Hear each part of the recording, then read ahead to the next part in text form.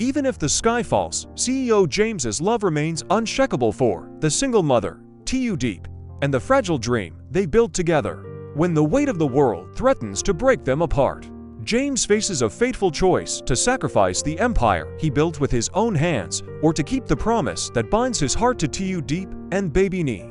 In that moment of impossible decisions, love becomes more than words. It becomes a vow strong enough to defy destiny itself. The rain came down hard against the city lights, a restless rhythm that matched the storm inside James's chest. To the world, James was a powerful CEO, sharp suits, unshakable confidence, a man who bent markets to his will. But behind the polished mask was a man who had quietly fallen for a woman the world might never accept for him. Diep, the young single mother who once sold melons by the roadside, had become the center of his universe. And Nee, the bright-eyed little girl clinging to Diep's hand, was the reason James smiled when no one was watching. Their story began in the most ordinary of ways. James spotted Diep at a small countryside market, laughing softly as she wiped Nee's cheeks after the girl spilled juice on her dress. It wasn't love at first sight, it was something slower, gentler. Like a melody you don't realize you've been humming until it's already in your heart. James started offering her small help, a ride home when the road was long, a gentle hand when the harvest was heavy. Over time, those gestures turned into late-night conversations under the stars, where Diep spoke of her fears raising Nee alone. The whispers of neighbors, the weight of responsibility that sometimes felt unbearable. James was drawn to her resilience. Diep had known hardship, yet her laughter was pure and unbroken. He bought her a new phone so she could study and work more easily, promising her that education and independence would open new doors. He teased her about learning to ride a motorbike, offering to teach her himself. She hesitated, worried about the time, about the licenses, about wasting hours she could spend earning money or reading bedtime stories to Nee. And James only smiled, the kind of smile that said he understood. But love, for James, was never simple. His father was a man of pride and tradition, a man who believed reputation was worth more than happiness. When the whispers reached him that his son was planning to marry a single mother, his disapproval was swift and merciless. He summoned James's mother back overseas, vowing to return to Vietnam and put an end to the relationship himself. To him, Nee was a complication, Diep was a scandal, and James's career and family name could not afford either. James's mother, torn between duty and love, confided her fears to her son. She reminded him gently that she would support him, that Diep had once saved his father's life, and that some promises were bigger than pride. James listened, the weight of the world pressing on his shoulders. He thought of his company already in turmoil after a failed investment in a hydropower project, shareholders whispering, rivals circling like vultures. Giving up Diep might have made things easier. But every time he imagined walking away, he saw Nee's small fingers wrapped around Diep's hand. And he knew what kind of man he refused to become.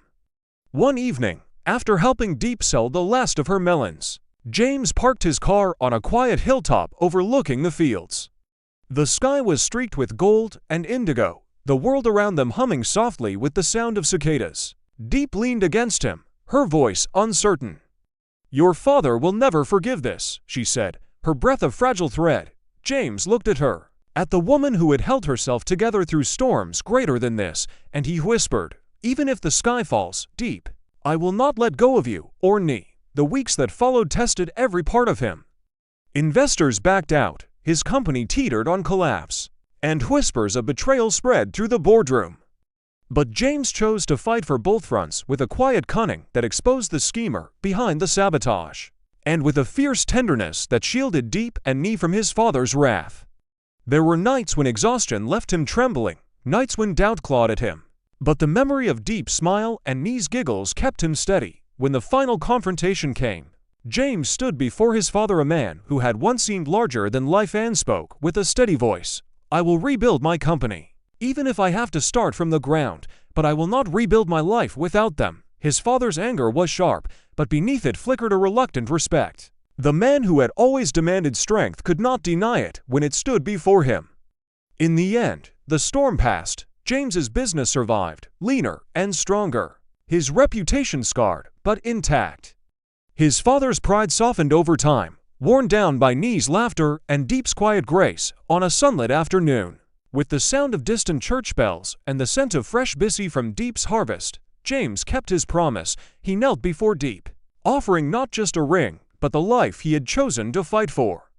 And as Diep whispered yes through her tears and Knee danced barefoot in the grass, James felt the world settle, the sky, no longer threatening to fall, stretched wide and endless above them, a reminder that love, when chosen with courage, can hold up even the heaviest of heavens. The morning after their quiet engagement, the sun rose over the countryside like a warm blessing. James woke first, the early light spilling across Diep's face where she slept beside me. He traced a fingertip along a loose strand of her hair, a gesture as delicate as the promise he'd made. Outside, the sound of roosters and distant laughter of children at play reminded him that life, despite all its storms, continued with simple beauty. News of their engagement traveled quickly through the small town. Some neighbors offered genuine congratulations, while others whispered behind their hands, surprised that a CEO would tie his future to a woman who had once struggled to sell fruit by the roadside. Diep felt the weight of their stares, but James held her hand openly at the market, buying melons from her basket like it was the most natural thing in the world. When he saw him do this, her shy smile broke into pure joy, as though she finally believed they were a family.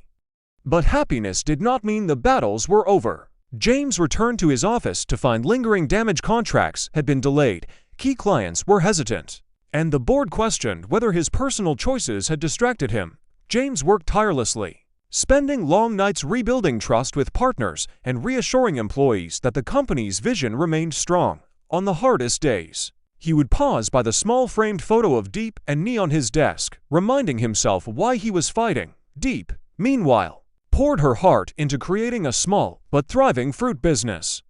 She wanted to stand beside James as an equal, not a burden. She woke before dawn, harvested melons and grapefruit with calloused hands, and smiled through fatigue when Knee tugged at her sleeve to play.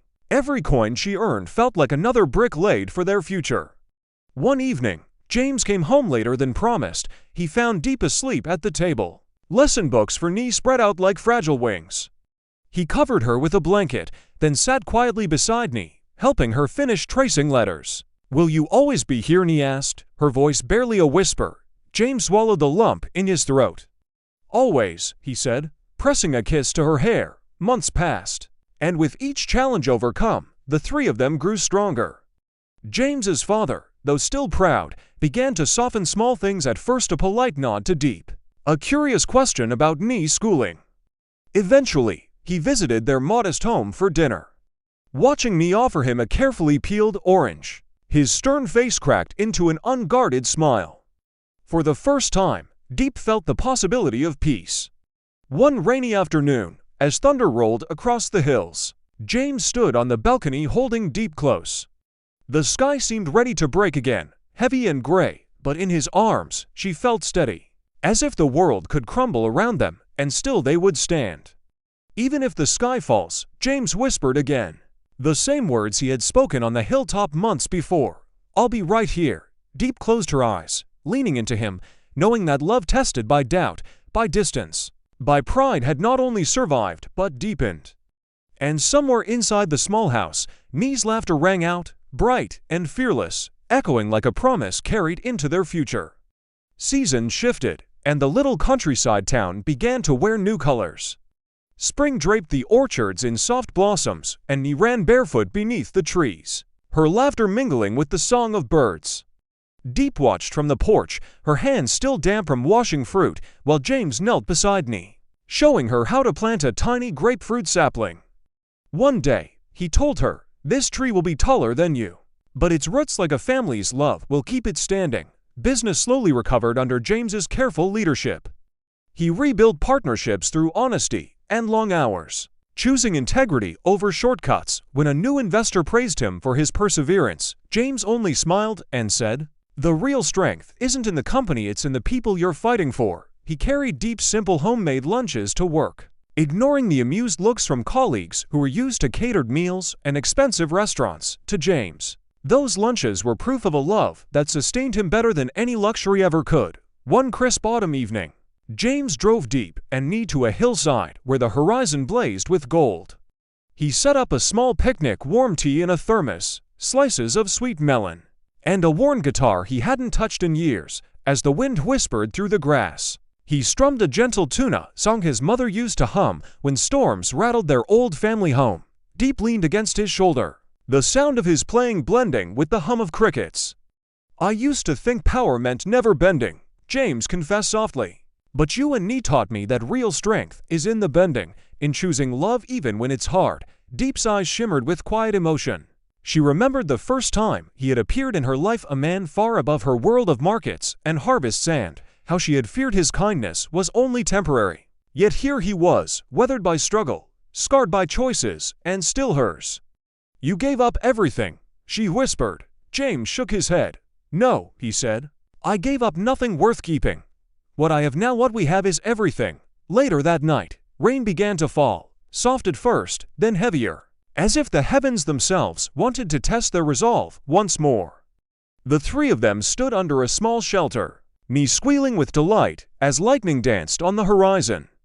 James held Diep close, her hair damp against his cheek, and felt an unshakable peace.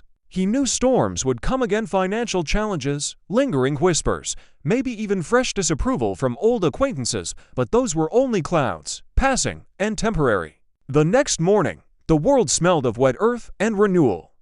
James kissed Nee's forehead before school and lingered a moment longer with Diep, their hands intertwined. The sky above was clear again, wide and endless. It was a reminder that even when the sky seems ready to fall, love can hold it aloft, steady, fierce, and everlasting. And as they walked back toward their home, footprints soft in the damp soil, James felt certain the life he had chosen was not a sacrifice, but the truest victory he could ever claim. The story of James, Diep, and little Nee teaches several meaningful lessons about love, courage, and priorities in life. First, true love requires sacrifice and courage. James could have chosen an easier path, protecting his reputation, maintaining his father's approval, and focusing solely on his career. Instead, he chose to stand by Diep and Nee, proving that love is not about convenience, but commitment, even when the world disapproves. Second, family is not defined only by blood, but by the bonds we choose to nurture. James's decision to embrace Nee as his own child reminds us that kindness and responsibility can build stronger families than tradition or status ever could. Third, success without love and integrity is empty. James rebuilt his company not through shortcuts or betrayal, but by staying honest and fighting for what mattered. His perseverance shows that professional achievements mean little if we abandon the people who give our lives meaning. Finally, the story reminds us to stand firm in our values even when others doubt us. The disapproval of James's father and the gossip of neighbors could have broken Diep's spirit, but with mutual trust, they overcame judgment and hardship. In essence, the tale shows that storms, whether they are business failures, family conflicts, or societal pressure, are temporary. What endures is the strength of love, compassion, and integrity. Even when the sky seems ready to fall, holding on to what truly matters can keep us standing tall.